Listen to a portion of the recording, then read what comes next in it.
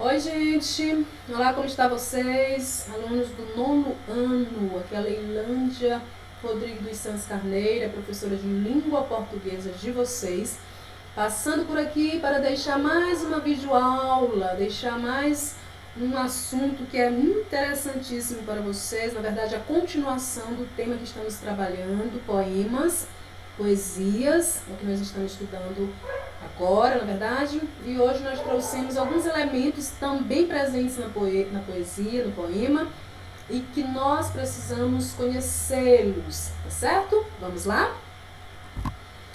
Poemas e poesia, só para revisar, nós já aprendemos que poema é o que? Um gênero textual, geralmente é escrito em versos e estrofes, e que sua finalidade é expressar algum sentimento, emoção ou pensamento. Poesia é uma forma de expressão marcada pela subjetividade, que tem como objetivo revelar pensamentos, sentimentos e estado de espírito. Ou seja, o poema é uma estrutura textual, é um tipo de gênero textual que traz uma escrita própria, que traz uma característica própria, porque geralmente é escrito em versos e estrofes.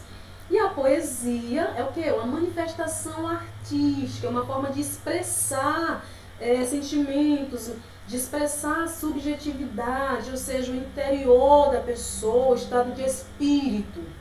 E por ser uma manifestação artística, a poesia ela é encontrada não só dentro de um poema, dentro de uma composição textual. A poesia nós a encontramos também em outras formas artísticas, outras formas de manifestações artísticas, como por exemplo a pintura, a escultura, a música, como nós vimos em aulas anteriores, não é verdade?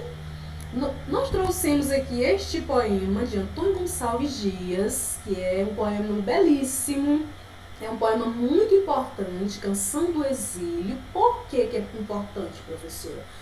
Porque é um poema que foi escrito por um poeta que é conterrâneo nosso, Gonçalves Dias, nasceu em Caxias, Maranhão, em 10 de agosto de 1823, em Guimarães. Ele foi poeta, advogado, jornalista, entre outras coisas. E eu achei importante trazer esse poema porque ele vai retratar justamente a sua terra natal. No momento em que Gonçalves Dias escreveu este poema, ele encontrava-se em Portugal, em Coimbra, enquanto ele estudava. E naquele momento, para ele, é como se ele estivesse exilado. E daí ele foi inspirado a escrever esse poema. Vamos ler? Que diz assim: minha terra tem palmeiras onde canta o sabiá. As aves que aqui gorjeiam não gorjeiam como lá. Nosso céu tem mais estrelas, nossas vasas têm mais flores, nossos bosques têm mais vida, nossa vida mais amores. Em cismar sozinho à noite, mais prazer encontre eu lá. Minha terra tem palmeiras, onde canta o sabiá. Minha terra tem primores, que tais não encontro eu cá. Em cismar sozinho à noite, mais prazer encontro eu lá. Minha terra tem palmeiras, onde canta o sabiá. Não permita, Deus, que eu morra, sem que eu volte para lá, sem que desfrute os primores, que não encontro por cá, sem que ainda viste as palmeiras, onde canta o sabiá. Olha que lindo, gente, esse poema, Canção do Exílio. Então aqui o nosso poeta Gonçalves Dias estava se referindo à floresta, à fauna e à flora aqui do Brasil, do país onde ele nasceu. E eu trouxe esse exemplo aqui para a gente perceber justamente os detalhes que nós falamos anteriormente, de poema e poesia. Aqui nós temos o poema, nós temos a estrutura de um poema, observem, nós temos versos, nós temos estrofes, o poema está dividido em estrofes, e nós temos a poesia, que é justamente esse sentimentalismo do poeta, essa saudade que ele retrata dentro do poema de sua terra natal, de suas florestas, dos pássaros, entendem? Então, dando continuidade, amados. Aqui eu trouxe essa imagem que também nós já vimos em aulas anteriores. Aqui nós podemos ver a poesia, olha que beleza, a emoção dessa mãe, desse bebezinho se sentindo confortável, em segurança, sob os cuidados de sua mãezinha amada. Aqui a gente pode ver essa poesia do amor, do carinho, do afeto, manifestado na pintura. Só para relembrar que a poesia nós não a encontramos apenas dentro de um texto, de uma composição textual, escrita, mas podemos encontrá-la aqui. Olha que beleza, certo? Outro detalhe, outro aspecto que nós encontramos nos poemas, que é importante, nós temos o poeta e nós temos o eu poético ou eu lírico. Quem é o poeta, professor? O poeta é o autor do poema. O poeta é a pessoa que escreve o poema. E o eu poético ou eu lírico? O eu poético ou eu lírico é a voz que se expressa dentro do poema. Mas como assim, professora? Poeta e eu poético não é a mesma coisa? Não. Não é a mesma coisa, queridos, porque o autor é aquele que cria o poema. Mas o eu poético ou eu lírico é aquela voz que vai se expressar, que vai ser responsável por transmitir a nós sentimentos, emoções. E esta voz é uma criação do poeta. O eu poético é uma criação do autor do poema, mas não é necessariamente o próprio poeta. Eu trouxe inclusive aqui um exemplo para vocês de um poema de Dom Diniz. É um poema lá do trovadorismo, vocês irão ver melhor no ensino médio, tá bom? Eu trouxe esse exemplo aqui porque ele é um exemplo clássico para a gente entender essa questão de eu poético. Por quê, professora? Porque vocês vão perceber agora. Vamos ler essas duas estrofes? Ai, flores do verde pinho, é o nome desse poema. Eu trouxe só dois trechos, só para exemplificar para vocês a diferença entre o poeta e o eu lírico, ou eu poético. Diz assim: ai flores do verde pino, se sabedes nova do meu amigo, ai Deus, e o é? Ai flores do verde ramo, se sabedes nova do meu amado, ai Deus, e o é? Quando a gente lê esse poema, queridos, à primeira vista, entende-se que é uma mulher que esteja se manifestando, não é verdade? Os sentimentos é de uma mulher. É uma mulher que está questionando a natureza, questionando a Deus, a respeito de um amigo, que na verdade do seu amado. Que essas canções lá do trovadorismo traz esse detalhe do poeta se referir ao seu amado como amigo também, tá bom? E aqui a gente percebe que é uma voz feminina que está falando, porém o autor não é uma mulher, não é uma autora mulher. É Dom Diniz, na verdade era o rei, era chamado de o rei poeta. Então é uma composição de um homem, o autor do poema é homem, o poeta é homem, mas o eu lírico é feminino. Entendem? É quando ele cria esse poema com a intenção de manifestar os sentimentos de uma mulher, mas foi escrito por um homem. Certo? Vamos ver o que nós temos na frente. Canção poética, amados. Como a gente está vendo essa questão de poemas, de versificação, de estrofes, nós achamos importante também trazer esse detalhe de escansão poética. O que é escansão poética? Escandir um verso significa contar as sílabas poéticas que ele contém. Então, amados, escandir um verso é a mesma coisa de nós contarmos quantas sílabas poéticas esse verso tem. Porém, atenção, sílaba poética é diferente de sílaba gramatical. Vamos ver aqui à frente? Na poesia, as sílabas são contadas de acordo com a sonoridade. E para contarmos as sílabas poéticas, devemos saber que, primeiro, ditongos possuem valor de uma única sílaba poética, certo? Então, quando nós encontramos uma sílaba com uma vogal e uma semivogal, essa união, né, de vogal e semivogal, que nós chamamos de ditongo, ela vai possuir o valor de uma única sílaba poética. Ela vai ficar em apenas uma sílaba. Se há duas palavras aproximadas por vogais, a primeira palavra terminando em vogal e a segunda iniciando em vogal, as sílabas dessas duas vogais são contadas em apenas uma sílaba. Olha que outro detalhe. É um detalhe É importante porque nas sílabas gramaticais nós não fazemos isso, não é verdade? Mas a gente vai ver os exemplos na frente de forma que fica mais fácil para compreendermos. Outro detalhe, as sílabas poéticas que estão após a última sílaba tônica do verso não são contadas. Vamos ver esses exemplos aqui? Observe o exemplo. Nós temos aqui a divisão de sílabas gramaticais, como nós conhecemos, como nós sabemos dividir as sílabas gramaticais, e nós temos aqui também a divisão de sílabas poéticas, em que devem ser observados todos aqueles detalhes que nós falamos anteriormente. Vamos ver aqui como que nós dividiríamos, ou como nós dividimos este verso, que diz assim, olha, minha alma de sonhar te anda perdida. Nós trouxemos só este versinho aqui para compreendermos melhor essa questão de divisão de sílaba poética. Minha alma de sonhar te anda perdida. Olha aqui. Cada sílaba que nós já conhecemos, olha, mi, primeira sílaba, minha, duas. Contando todas elas, nós teremos 13 sílabas gramaticais.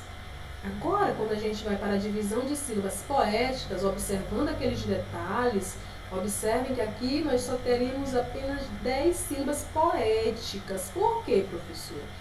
Porque nós temos aquele detalhe ali atrás que diz que se há duas palavras aproximadas por vogais, que é quando a primeira palavra termina em vogal e a segunda inicia com vogal, o que vai acontecer? Essas sílabas irão ser contadas juntas. Elas serão apenas uma sílaba, que é o caso aqui, olha, minha alma, minha alma. Por quê? Porque nós temos aqui a primeira sílaba, mi, não é isso?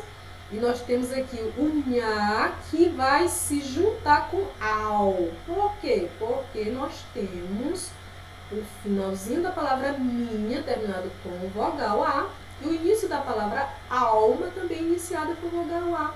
Então, elas vão contrair-se e vão ficar na mesma sílaba. Aqui foi o primeiro detalhe observado.